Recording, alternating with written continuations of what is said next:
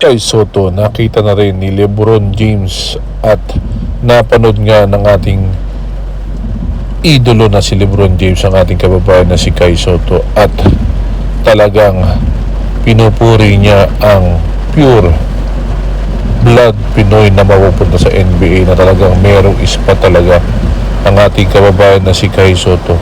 Ayon kay Lebron James, kahit anong team pwede siyang magamit ng isang NBA team, at gusto rin siyang kuhanin sa koponan ng Lakers kung mamarapatin at mabigyan ng magandang contract ang isang Kay Soto. Ayon kay Lebron James, si Kay Soto ay nagtataglay ng isang modern big man sa henerasyon ngayong taon, at napanood niya kung gaano kagaling ang ating kababayan na si Kay Soto. Maging ang coach ng Lakers ay believe sa ating kababayan na si Kay Soto. Talagang naispatan ang galing sa NBL, sa FIBA, at lahat nagagawa, 3 points, supalpal, depensa, steal, at talagang nararapat na mapunta sa isang koponan ng Lakers.